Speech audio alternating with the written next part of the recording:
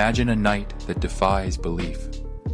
A night where the quiet darkness shatters with fear, and a devoted mother of 3 is left fighting for her life after a horrifying, unimaginable attack.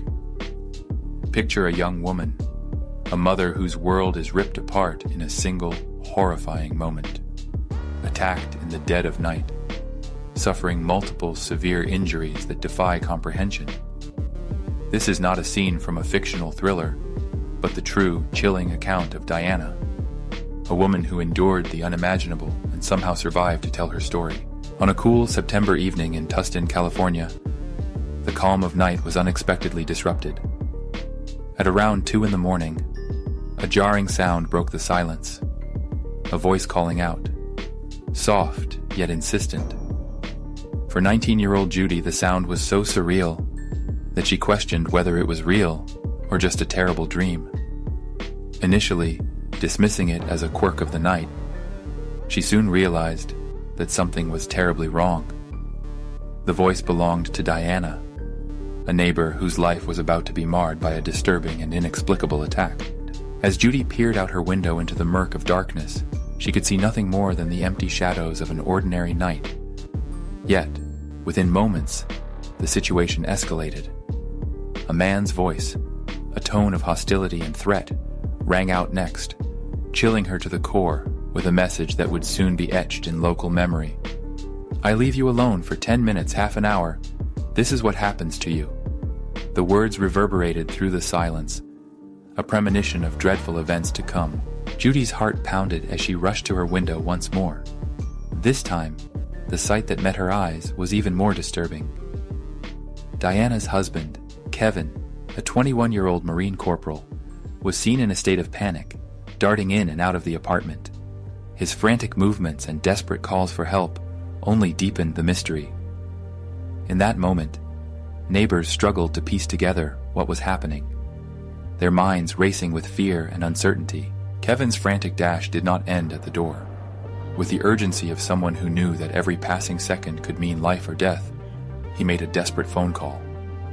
Amid the chaos, Judy's instincts took over. She and her husband quickly dressed and rushed downstairs, driven by the gnawing feeling that something was horribly amiss. As they arrived, Kevin's screams pierced the night.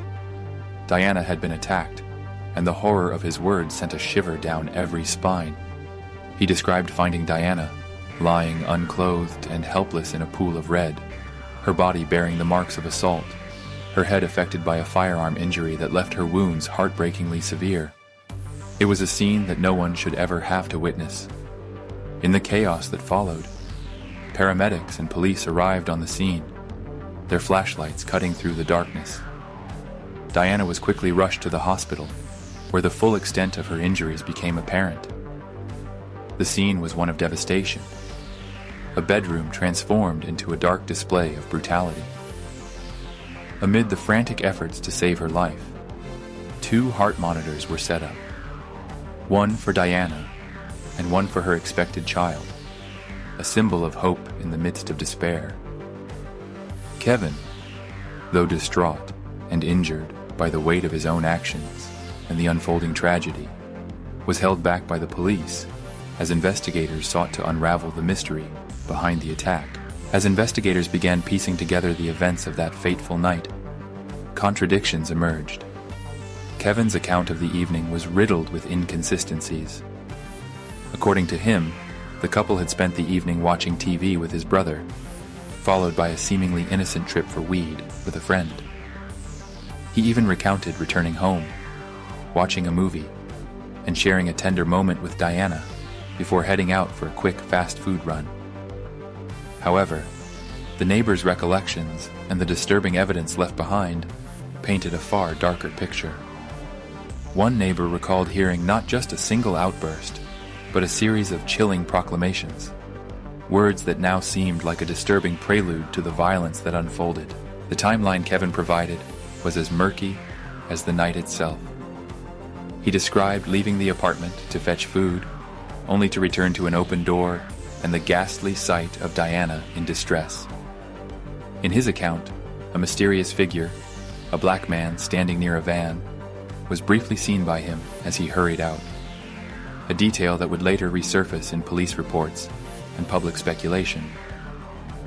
This shadowy figure became a point of contention among investigators, raising the question, was this man merely an incidental onlooker, or did he have a deeper, more sinister role in the night's unfolding events? In the hospital, where every second was critical, the grim reality set in. Dianna's condition was dire. The doctors worked relentlessly to stabilize her, but the brutality of her injuries meant that every intervention was a battle against time.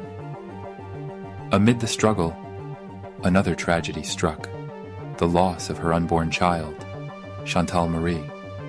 The heart-wrenching moment when one of the monitors flatlined became a turning point, a moment when hope seemed to vanish, leaving behind only the desperate will to survive. For Dianna, and for those who loved her, this was a nightmare made real. Yet, even as Dianna fought for her life, questions lingered. The initial reports from the police were at odds with the horrifying scene witnessed by the paramedics.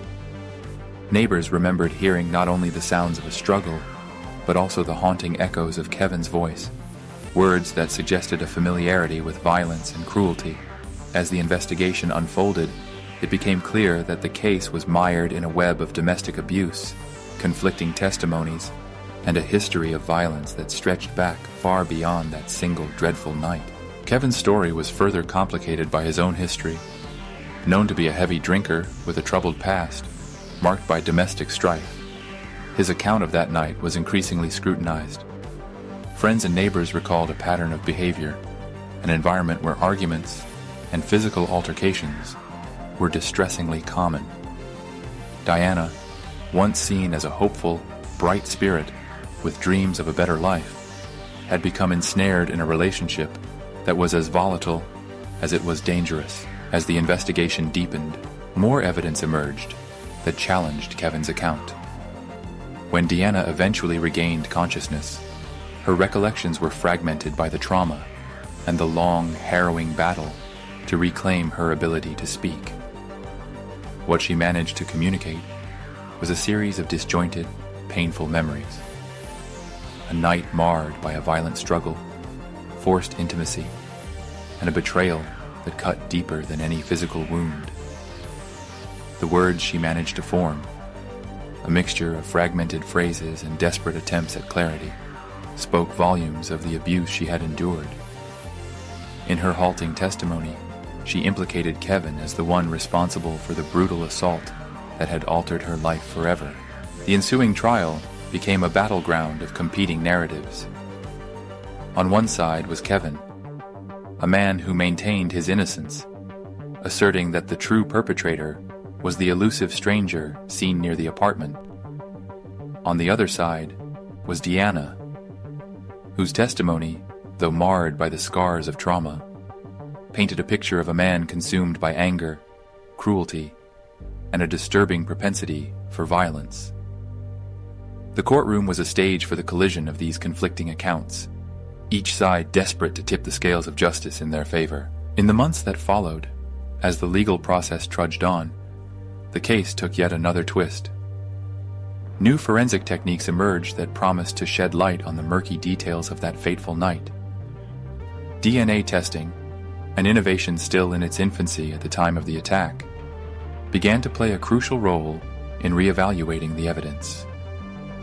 In a startling development, the results of these tests implicated Gerald Parker, a man whose name had until then been shrouded in relative obscurity.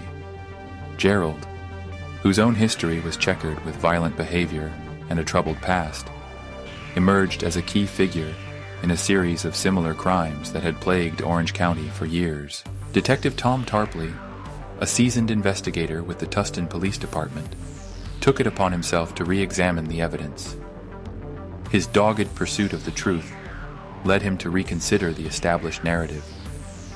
Could it be that the man who had been seen by Kevin, the shadowy figure by the van, was not an incidental bystander, but the true assailant responsible for the horrors inflicted upon Dianna? As Tarpley dug deeper, he uncovered connections between Dianna's case and a series of violent attacks on women in the area, a spree of assaults that had left a trail of shattered lives and unanswered questions. One by one, the cases began to interlock like pieces of a grim puzzle.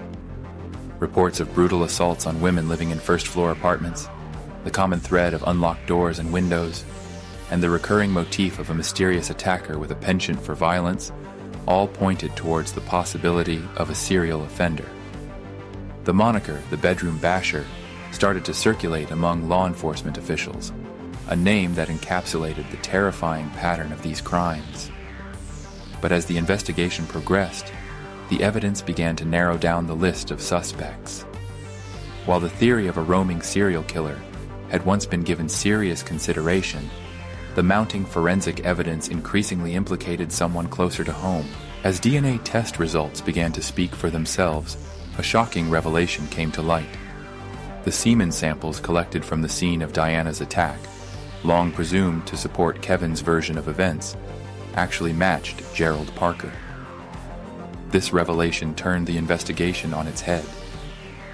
Here was a man with a known history of violence. A man whose DNA linked him not only to Dianna's assault, but also to several other brutal crimes across the county. The scales of justice began to tip in a direction that few had anticipated. In the courtroom, the evidence took on a life of its own. For over a year, Dianna had fought to have her voice heard, to reclaim the narrative of that dreadful night. Her testimony, despite being fragmented by trauma, remained resolute in its condemnation of the abuse she had suffered. Kevin, on the other hand, was increasingly seen as a man whose behavior had long been marked by aggression and unpredictability. His attempts to deflect blame onto an unknown assailant grew more desperate as the forensic evidence mounted against him. The contrast between his calm, measured denials and the raw, anguished recollections of Dianna painted a stark picture of a man who had lost his moral compass. The trial was a grueling ordeal, a relentless barrage of testimony, evidence, and legal maneuvering. Dianna's words, though often halting and broken by her ongoing recovery, resonated with an undeniable truth. She spoke of a night filled with terror, of a love turned violent, and of a betrayal that left her forever scarred. Her account of the attack, of the moments when she was left defenseless in the wake of a brutal assault, was a testament to the enduring human spirit, even in the face of overwhelming adversity. The courtroom was filled with a palpable tension as the jury wrestled with the conflicting versions of what had happened, trying to separate fact from a carefully constructed narrative of deception. And then came the verdict, a moment that, for many, signified the long-awaited vindication of a victim who had endured so much. Kevin was found guilty on multiple counts, including attempted murder and the second-degree murder of his own child, Chantal Marie. The sentence handed down was severe, a punishment meant to reflect the gravity of the crimes committed. Yet, even as the gavel fell and justice seemed to have been served, the scars of that night would remain indelible. For Dianna, the verdict was bittersweet, a confirmation of her truth, but also a stark reminder of the life she had been forced to endure. In the years that followed, the ripple effects of that harrowing night continued to reverberate through the lives of all involved. Dianna, though battered and forever changed, emerged as a survivor. She embarked on a long and arduous journey of healing, one marked by both physical recovery and the slow, painful reclamation of her voice. Her life became a testament to resilience, a shining example of the human capacity to endure, to fight, and ultimately to overcome. Despite the emotional and physical toll of the attack, she found the strength to build a new life, one defined not by the violence of the past, but by the hope for a better future. Meanwhile, the legal battles continued to evolve. As new forensic technologies emerged, old evidence was re-examined, and the shadow of doubt that had once hung over the case began to lift. Gerald Parker, the man whose DNA linked him to the crime, eventually faced his day in court. In a dramatic turn of events that further reshaped the narrative, Gerald's confession and the mounting forensic evidence led to his conviction on multiple counts of first-degree murder. For Dianna, this development was both a relief and a painful reminder of the years lost to uncertainty and injustice. The fallout from these revelations extended far beyond the confines of the courtroom. The media, ever hungry for sensational stories, turned their attention to the remarkable saga of Dianna, a woman whose courage in the face of overwhelming odds had captivated the public imagination. Reporters and true crime enthusiasts debated the nuances of her testimony and the implications of the forensic breakthroughs, while survivors of similar attacks found solace and strength in her story. It was a moment of collective reckoning, a reminder that even in the darkest moments, truth has a way of emerging from the shadows. For Dianna, the journey toward healing was ongoing. The physical scars, though fading with time, were a constant reminder of that terrible night. More profound, however, were the emotional wounds that had altered the very fabric of her identity. Yet, through therapy, the unwavering support of friends and family, and an indomitable will to reclaim her life, Dianna began to piece together a future for herself. She pursued new opportunities, embraced the chance to rebuild her world, and, in time, found love and companionship once more. Her story became a beacon of hope for those who had suffered similar fates, a reminder that survival, while marked by pain and loss, also carries the promise of renewal. Today, as we revisit the events of that fateful night, we are reminded of the complexities of memory and the resilience of the human spirit. Dianna's journey stands as a testament to the enduring power of resilience, the importance of listening to survivors, and the unyielding quest for justice.